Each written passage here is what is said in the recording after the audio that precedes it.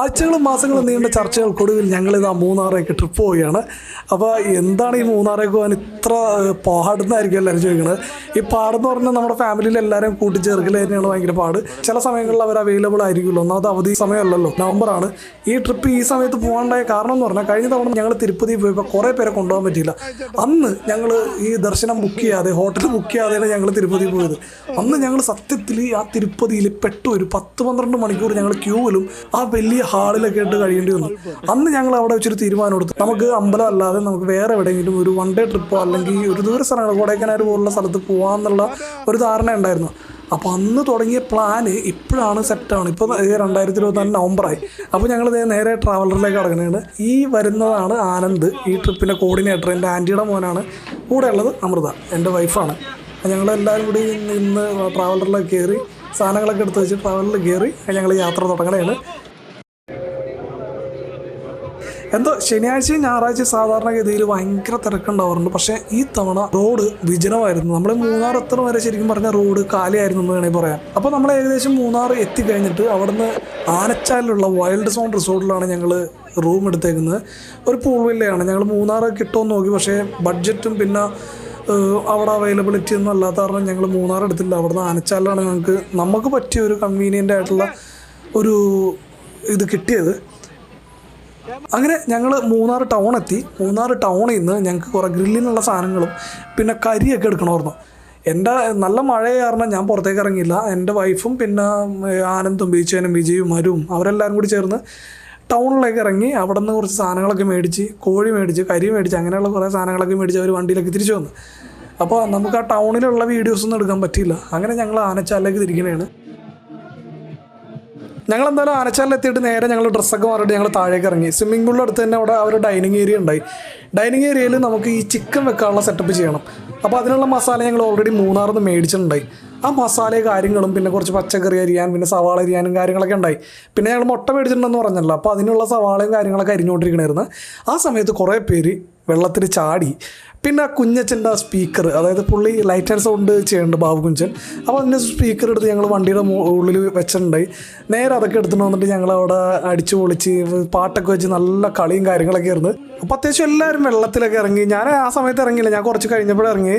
ഇതിൽ ഒരു രസം എന്ന് പറഞ്ഞാൽ മിക്കവർക്കും നീന്താൻ അറിയാൻ പാടില്ല. എനിക്കറിയില്ല, ആകെ അറിയാവുന്ന ആനന്ദിനും നിജുവിനും പിന്നെ കുറച്ച് പേർക്ക് മാത്രം അറിയാൻ പാടുള്ളൂ. അതെല്ലാം കഴിഞ്ഞ് നമ്മൾ മസാലയൊക്കെ പുരട്ടി എല്ലാം സെറ്റപ്പാക്കി വെച്ച് ഒരു 2 മണിക്കൂറൊക്കെ ഇരിക്കട്ടെ എന്ന് വിചാരിച്ച് ഞങ്ങൾ നേരെ മുകളിലേക്ക് വന്നു. മുകളിലേക്ക് ഈ റിസോർട്ടിൻ്റെ ഉള്ളിൽ വന്നിട്ട് ഞങ്ങളിങ്ങനെ റെസ്റ്റൊക്കെ എടുക്കണേ. ഇരുന്ന് ഏകദേശം കഴിഞ്ഞപ്പോൾ ഒരു 7 മണി 7:30 ഇപ്പോൾ ഞങ്ങളെല്ലാവരും വീണ്ടും പുറത്തേക്ക് ഇറങ്ങാനായിട്ട് കാരണം ആദ്യത്തെ വന്ന് ഞങ്ങളെ വിളിച്ച്. അപ്പോൾ വിളിച്ചത് ഈ റൂമിലൊന്നാണ്. ഈ റൂമിൽ ആനന്ദിന എന്തോ ചെയ്തുകൊണ്ടിരിക്കണേ, ബീച്ചനും വിജയും കൂടി. എന്തായാലും അവൾ കണ്ട് അവൾ വന്നിട്ട് പറഞ്ഞ് ബാ നമുക്ക് അപ്പുറത്തേക്ക് പോവാം, അവിടെ എല്ലാവരും വന്നിരിക്കണമെന്ന് പറഞ്ഞ്. വന്നിരിക്കണം എന്തിനാണെന്ന് പറഞ്ഞാൽ നമ്മുടെ വീട്ടിൽ എന്ത് പരിപാടി വന്നാലും ഈ എവിടെ നമ്മൾ യാത്ര പോയാലും ആ യാത്രയിൽ ഗെയിമുകൾ സംഘടിപ്പിക്കുന്ന ആദിത്യയാണ്. അപ്പോൾ ആദിത്യ വന്നിട്ട് വാ നമുക്ക് ഗെയിമുകൾ കളിക്കാമെന്ന് പറഞ്ഞിട്ട് ഞങ്ങളെ വിളിച്ചുകൊണ്ട് പോകണത് ഭയങ്കര ടാസ്ക്കാണ്. എന്നിട്ട് വിളിച്ചുകൊണ്ട് പോയിട്ട് ഇവിടെ എല്ലാവരും ഒരുമിച്ച് അവിടെ കൂട്ടിയിട്ടുണ്ടായി. എന്നിട്ട് 2 ടീമായിട്ട് തിരിയണം. അതാണ് ആദ്യത്തെ കടമ്പ. ഈ 2 ടീമായിട്ട് തിരിക്കാൻ തന്നെ കുറച്ച് പാടായിരുന്നു. അതിനുശേഷം ഈ 2 ടീമായിട്ട് തിരിഞ്ഞതിന് ശേഷം നമുക്ക് കളി തുടങ്ങാം. മറ്റേ എന്തെങ്കിലും മത്സരം, നമ്മൾ ഈ മറ്റേ ചാനലിലൊക്കെ കാണുന്ന പോലത്തെ ചെറിയ ചെറിയ കളികളാണ് നമ്മൾ ഉദ്ദേശിച്ചത്. അപ്പോൾ അതിനുള്ള തയ്യാറെടുപ്പാണ് നമ്മൾ നടത്തിക്കൊണ്ടിരുന്നത്. അങ്ങനെ എല്ലാവരും പേര് വിളിച്ച് 2 ടീമായിട്ട് തിരിച്ച്. ആ സമയത്ത് ആദ്യത്തെ കുറേ തവണ നിജുവിനെ വിളിക്കണ്ടായി. നിജു താഴ്ത്തി നിൽക്കണമായിരുന്നു.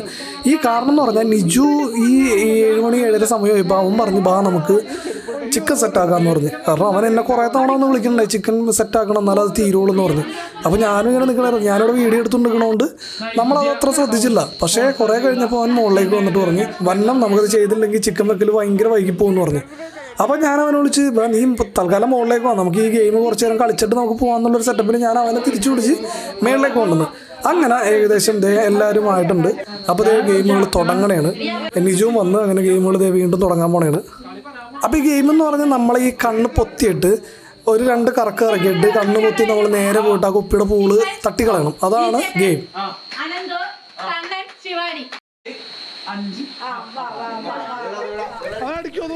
അപ്പോൾ ഏകദേശം കളിയൊക്കെ ഏകദേശം ഒതുങ്ങിയ സമയത്ത് ഞാനും നിജുവും കൂടി താഴേക്ക് പോകാൻ തീരുമാനിച്ച്. കാരണം കരി കത്തിക്കാൻ തന്നെ കുറച്ച് സമയം എടുക്കും. അങ്ങനെ ഞാനും ഷിംബനും അനന്തവും ആര്യവും ഇവരെല്ലാവരും കൂടി താഴത്തേക്ക് വന്ന് അങ്ങനെ ഞങ്ങൾ വെളിച്ചെണ്ണ കർപ്പൂരമൊക്കെ ഒഴിച്ചിട്ട് ഞങ്ങൾ ആ ഗ്രില്ലിനുള്ള ആ ഒരു കരി കത്തിച്ചുകൊണ്ടിരിക്കണേണ്. ഈ കരി കത്തിച്ചുകൊണ്ടിരുന്നപ്പോൾ ചെറിയൊരു പണി കിട്ടി. എൻ്റെ ക്യാമറ ചൂടായി, ഭയങ്കര ഹീറ്റായി. അങ്ങനെ ആ ക്യാമറ മാറ്റി വെച്ചിട്ട് പിന്നെയുള്ള വീഡിയോയും ഫോട്ടോയും എല്ലാം ഫോണിലാണ്, പലരുടെയും ഫോണിലാണ് എടുത്തത്. ചിക്കന് വേണ്ടി തയ്യാറാക്കിയ മസാല അതിഗംഭീരമായിരുന്നു. ചിക്കൻ ഗ്രില്ലിന് അപാര ടേസ്റ്റായിരുന്നു, എല്ലാവർക്കും ഇഷ്ടപ്പെട്ടു. അങ്ങനെ 4 കോഴിയാണ് ഞങ്ങൾ മേടിച്ചത്. അത് 4 കോഴി കൂടുതലായിരിക്കും എന്നുള്ള ഒരു ധാരണ എല്ലാവർക്കും ഉണ്ടായിരുന്നു. പക്ഷേ ആ ധാരണകളെല്ലാം കാറ്റിൽ പറത്തി നല്ല രീതിയിൽ എല്ലാവരും പോളിങ് ചെയ്തു എന്നുള്ളതാണ് മറ്റൊരു വസ്തുത. അങ്ങനെ എല്ലാവർക്കും നല്ല രീതിയിലൊക്കെ ഇഷ്ടപ്പെട്ടു. പിന്നെയുള്ള ഒരു കാര്യം എന്ന് പറഞ്ഞാൽ എൻ്റെ ക്യാമറ പോയതുകൊണ്ട് തന്നെ ഡിന്നർ കഴിക്കുന്നത് എടുക്കാൻ പറ്റിയില്ല. ഈ പൂൾ വില്ലക്കാർ കൊണ്ടുവന്ന ഫുഡ്, ചപ്പാത്തി, ചോറൊക്കെ ഉണ്ടായിരുന്നു. അതൊക്കെ അത്ര ആർക്കും കാര്യമായിട്ട് ഇഷ്ടപ്പെട്ടില്ല. ചിക്കൻ കറിയൊക്കെ ഇത്തിരി വെന്തിട്ടുണ്ടായില്ല. എന്തായാലും അതൊക്കെ കഴിച്ചിട്ട് പിറ്റേ ദിവസം പതിവ് പോലെ തന്നെ ഞങ്ങൾ നേരെ പൂൾ വില്ലക്കാരുടെ അടുത്ത് ചെന്നിട്ട് കിച്ചണൊന്ന് തന്നെ ഞങ്ങളൊന്ന് ചായ ഉണ്ടാക്കണം എന്ന് പറഞ്ഞിട്ട് അവരുടെ നിന്ന് കിച്ചണൊക്കെ വാങ്ങി ആൻറ്റിമാരൊക്കെ പോയിട്ട് ഇന്നലെ മേടിച്ച ചായപ്പൊടിയും പിന്നെ അവിടെ ഉണ്ടായിരുന്ന കുറച്ച് സാധനങ്ങളൊക്കെ കൊണ്ട് കട്ടൻ ഉണ്ടാക്കി ആ സ്വിമ്മിംഗ് പൂളിന് ചുറ്റും ഇരുന്ന് എല്ലാവരും സൊറ പറഞ്ഞും സംസാരിച്ചൊക്കെ ഇരുന്ന് ചായയെ കുടിച്ചിരുന്നപ്പോൾ തൊട്ടപ്പുറത്ത് ഭയങ്കര കളി വേറെ നടക്കുന്നതാണ്. കാരണം അമ്പും വില്ലും ബാഹുബലി നടക്കുന്നതാണ് തൊട്ടപ്പുറത്ത്. നമ്മൾ ഈ സ്വിമ്മിംഗ് പൂളിൽ ചിലവഴിച്ചതിനെക്കാട്ടും കൂടുതൽ എല്ലാവരും ചിലവഴിച്ചത് ഈ ഒരു സംഭവത്തിനാണ്. ഈ അമ്പും വില്ലും കൊണ്ടുള്ള ഈ അമ്പയത്തിനാണ് എല്ലാവരും സമയം കണ്ടെത്തിയത്. ഈ കണ്ണം മുതൽ 70 വയസ്സായ ആൻറ്റി വരെ കളിയാർന്ന് നമ്മൾ പോകുന്ന വരെ അതായിരുന്നു ഏറ്റവും കൂടുതൽ ആക്ടിവിറ്റീസ് നമ്മൾ ചെയ്തത്. അപ്പോൾ എൻ്റെ വൈഫും എൻ്റെ അനിയത്തിമാരും എൻ്റെ കസിൻസിൻ്റെ ഭാര്യമാരൊന്നും വന്നിട്ടുണ്ടായില്ല. അങ്ങനെ കുറേ നേരം കഴിഞ്ഞപ്പോൾ അവരും വന്ന് ഈ പൂളിൽ ജോയിൻ ചെയ്ത് എല്ലാവരും ഇറങ്ങി. ഏകദേശം ഒരു 11:30ക്കാണ് നമ്മുടെ ചെക്കൗട്ട് പറഞ്ഞിരുന്നത്. അപ്പോൾ ആ സമയം കൊള്ളിച്ച് നമുക്ക് ഇവിടെ ഒരു വെള്ളത്തിൽ കിടന്ന് കളിച്ചിട്ട് പോകാമെന്നുള്ളൊരു സെറ്റപ്പിൽ ഞങ്ങളിങ്ങനെ കുളിച്ചുകൊണ്ടിരിക്കണതാണ്. എനിക്ക് തോന്നുന്നു ഞങ്ങൾ ഇറങ്ങുന്നതിന് മുമ്പ് ഒരു വെള്ളം മാറ്റി വന്നു. കാരണം ഒരു ഭാഗത്തൂടെ ഇങ്ങനെ വെള്ളത്തിൻ്റെ ഒരു ഫോഴ്സ് ഇങ്ങനെ ഉണ്ടായിരുന്നു. അപ്പോൾ വെള്ളം മാറ്റിയതാണോ അല്ലെങ്കിൽ ക്ലീനിങ് ആണെന്നൊന്നും അറിയില്ല. എന്തായാലും ഞങ്ങൾ അവിടെ കിടന്ന് കുറച്ച് വെള്ളത്തിൽ കിടന്ന് കളിയും കാര്യങ്ങളൊക്കെ ആയിരുന്നു. ഞാൻ നീന്താനൊക്കെ നോക്കി, നടന്നില്ല. എന്നെക്കൊണ്ടൊന്നും പറ്റാത്ത പണിയാണ്. ഞാൻ കുറേ നീന്താൻ ശ്രമിച്ചു നോക്കി. പിന്നെയെന്ന് പറഞ്ഞാൽ ഞാൻ പറഞ്ഞല്ലോ 11:30ക്കാണ് ചെക്കൗട്ട് പറഞ്ഞേക്കണത്. അപ്പം ഞങ്ങളെന്തായാലും ഒരു 11 മണിക്ക് ഇവിടുന്ന് കയറിയിട്ട് 11:30ക്ക് റെഡി ആയിട്ട് ഇറങ്ങാമെന്നുള്ളൊരു ധാരണയിലിരിക്കണം. ഒരു 1.5 വർഷം മുമ്പ് ഞാനും ബീച്ചേനും കൂടി ഒരു നീന്തൽ പഠിപ്പിക്കുന്ന സ്ഥാപനത്തിൽ ചെന്ന് എടപ്പള്ളിയിൽ. പക്ഷേ അവിടെ അന്ന് വേനലവധിയൊക്കെ ആയിരുന്നു. കാരണം അവർ പറഞ്ഞ് പിന്നീട് വരാൻ പറഞ്ഞു, 1 മാസം കഴിഞ്ഞിട്ട് വരാൻ പറഞ്ഞ്. പിന്നീട് ഞങ്ങൾ പോയില്ല. അങ്ങനെ നീണ്ടു പോയി ഞങ്ങൾ ഇന്ന് വരെ സ്വിമ്മിങ് പഠിച്ചിട്ടില്ല. അപ്പോൾ ഇങ്ങനത്തെ ഒരു സിറ്റുവേഷൻ വരുമ്പോൾ അല്ലെങ്കിൽ വേണ്ട, ഈ എൻ്റർടൈൻമെൻറ്റ് സിറ്റുവേഷൻ മാറ്റി വെച്ചൊരു അപകടം വരാൻ നേരത്ത് നീന്തലിൻ്റെ പ്രാധാന്യം എത്രത്തോളമാണെന്ന് ആ സമയത്ത് ഞങ്ങൾക്ക് മനസ്സിലായി. കാരണം നമുക്ക് പറ്റില്ല, ഒരു മുട്ടോളം വെള്ളത്തിൽ പോലും നമുക്ക് ഒന്ന് കിടന്നു കഴിഞ്ഞാൽ നമുക്ക് നീന്താൻ പറ്റില്ല. അതുകൊണ്ട് തീർച്ചയായിട്ടും നീന്തൽ പഠിക്കണമെന്ന് ഞാൻ എല്ലാവരോടും ഈ അവസരത്തിൽ പറയുകയാണ്. അപ്പോൾ നമ്മൾ സ്വിമ്മിംഗ് പൂളിൽ നിന്ന് പോയി ഞങ്ങൾ ഡ്രസ്സൊക്കെ മാറി കുളിച്ച് ഫ്രഷായിട്ട് പുറത്തേക്ക് വരാൻ നിൽക്കാൻ നേരത്താണ് പെട്ടെന്നൊരു സൗണ്ട് പുറത്തുനിന്ന്. അവിടെ പാട്ട് മത്സരം നടക്കണതാണ്. ബേബി ആൻറ്റി അവിടെ ഒരു പഴയ പാട്ട് പാടി തുടങ്ങിയത് മാത്രമേ ഓർമ്മയുള്ളൂ. പിന്നെ എല്ലാ ആൻറ്റിമാരും വന്ന് അവരുടെ കലാവാസന തെളിയിക്കണതാണ്. ബിന്ദു ആൻറ്റി, ലത ആൻറ്റി, ഓമന ആൻറ്റി, ബേബി ആൻറ്റി ഇവരെല്ലാം ചേർന്ന് ഒരു നൊസ്റ്റാൾജിയ, അതായത് പഴയ പാട്ടുകളുടെ ഒരു മഹാസമ്മേളനമായിരുന്നു. പിന്നെ അവിടെ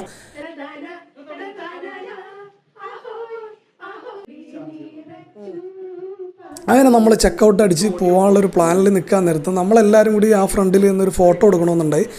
അങ്ങനെ എല്ലാവരും കൂടി നിന്ന് ആ ഡ്രൈവർ ചേട്ടനെ കൊണ്ടൊരു ഫോട്ടോ എടുപ്പിച്ച് അതിനുശേഷം ഞങ്ങളിങ്ങനെ കയറി വരാൻ നേരത്ത് ആദിത്യക്കും എനിക്കും ഡൗട്ട് എല്ലാ മുറിയിൽ നിന്നും എല്ലാം പോന്നിട്ടുണ്ടോയെന്ന്. കാരണം തിരുപ്പതി പോയപ്പോൾ എൻ്റെ വൈഫിൻ്റെ അമ്മയുടെ മോതിരം കളഞ്ഞു പോയതാണ്. പുള്ളിക്കാരത്തി അവിടെ മറന്നു വെച്ച്. എന്തായാലും അങ്ങനെയുള്ളൊരു സംഭവം ഉണ്ടാവരുതല്ലോ എന്ന് വിചാരിച്ചാണ് ഞങ്ങളൊന്നും കൂടി ആ പൂൾ വില്ലയിൽ കയറി എല്ലാം തപ്പി നോക്കിയത്. എന്നാലും ഞങ്ങൾ നേരെ വണ്ടിയിലേക്ക് നടന്നപ്പോൾ ഈ ബാക്കുഞ്ചനെയും ആനന്ദിനെയും വിജയനെയും കാണാനില്ല. പെട്ടെന്ന് നോക്കാൻ നേരത്ത് അവർ താഴ്ത്തുനിന്ന് വന്നിട്ടുണ്ട്. കാരണം ബില്ല് കണ്ട് ബാക്കുഞ്ചൻ്റെ കണ്ണ് തള്ളിയെന്നാണ് ഞങ്ങൾ കേട്ടത്. ബില്ല് കണ്ടപ്പോൾ ബഡ്ജറ്റിൽ മാറ്റം വരുമെന്ന് ബാക്കുഞ്ചനോട് പറഞ്ഞതാണ്. കാരണം ബാക്കുഞ്ചനെ താങ്ങി പിടിച്ച് വന്ന വരവാണ് നമ്മളീ കാണുന്നത്. എന്നാലും ബാക്കുഞ്ചനെ താങ്ങി പിടിച്ച് ട്രാവലറിൽ വന്ന് എല്ലാവരും ട്രാവലറിൽ കയറി അവിടെയുള്ള ആൻറ്റിമാർക്കും ചേച്ചിമാർക്കും ഒന്നുകൂടെ ബൈ പറഞ്ഞിട്ട് ഞങ്ങളിത് പോരാനുള്ളൊരു തയ്യാറെടുപ്പ് തുടങ്ങി. ഏകദേശം 11:30 മണിയായപ്പോൾ ഞങ്ങൾ അവിടെ നിന്ന് ചെക്കൗട്ട് ചെയ്ത്. അപ്പോൾ ഞങ്ങൾക്ക് 2 ഓപ്ഷൻ ഉണ്ടായി. ഒന്നില്ലെങ്കിൽ തട്ടേക്കാട് അല്ലെങ്കിൽ ഭൂതത്താങ്കെട്ട് പോകുന്നത്. കാരണം ഇഷ്ടംപോലെ സമയം വീണ്ടും ഉണ്ടായി. നമുക്ക് ഏകദേശം ഒരു വൈകുന്നേരമൊക്കെ ആകുമ്പോൾ എത്തിയാൽ മതിയല്ലോ. അങ്ങനെ ഞങ്ങൾ ഭൂതത്താങ്കെട്ട് പോകാമെന്ന് വിചാരിച്ചു. അങ്ങനെ എല്ലാവരും കൂടി ഭൂതത്താങ്കെട്ടിലേക്കുള്ള യാത്രയാണ്. അതിനിടയ്ക്ക് ട്രാവലറിൽ പാട്ടും ബഹളവും കാര്യങ്ങളൊക്കെ ആയിട്ട് വീണ്ടും ഓണായി. അങ്ങനെ ഏകദേശം ഉച്ചഭക്ഷണം ഞങ്ങൾക്ക് കഴിക്കണം. അപ്പോൾ ഏതെങ്കിലും കടയിൽ കയറി ഫുഡ് കഴിക്കാമെന്നുള്ളൊരു സെറ്റപ്പിൽ ഞങ്ങൾ വന്നുകൊണ്ടിരുന്നപ്പോഴാണ് എല്ലാവരും പറഞ്ഞത് മൂന്നാർ വെച്ച് വലിയ മഴയും കാറ്റും ഇടിമിന്നലൊക്കെ ഉണ്ട്, ആരും പുറത്തിറങ്ങിയില്ലല്ലോ. അതുകൊണ്ട് തന്നെ അവിടുന്ന് ചോക്ലേറ്റും തേയിലയൊന്നും വാങ്ങാൻ പറ്റിയിരുന്നില്ല. അപ്പോൾ ഏതെങ്കിലും കടയിൽ ചവിട്ടി തന്നെ ഒന്ന് ഡ്രൈവർ എന്നോട് പറഞ്ഞിട്ടുണ്ടായി.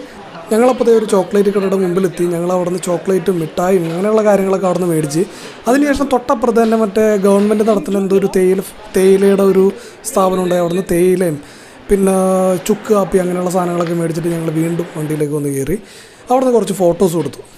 അങ്ങനെ നമ്മുടെ അടുത്ത ലക്ഷ്യം എന്ന് പറഞ്ഞാൽ ഉച്ചയൂണ് കഴിക്കണം. അത് കഴിഞ്ഞിട്ടാണ് നമ്മൾ ഭൂത്താൻകെട്ടിലേക്ക് പോവുള്ളൂ. അങ്ങനെ പുള്ളിനോട് എവിടെയെങ്കിലും ഒന്ന് സ്റ്റോപ്പ് ചെയ്യണമെന്ന് പറഞ്ഞിട്ടുണ്ട്. അങ്ങനെ പുള്ളി ഒരു നല്ലൊരു ഹോട്ടലിൽ തന്നെ നിർത്തി. അവിടെ നിന്ന് എല്ലാവരും നോൺ വെജ് അല്ല ബിരിയാണിയും ഊണൊക്കെ കഴിച്ച് അവിടെ നിന്ന് ഞങ്ങൾ ഇറങ്ങണേണ് ഭൂത്താൻകെട്ടേക്ക്.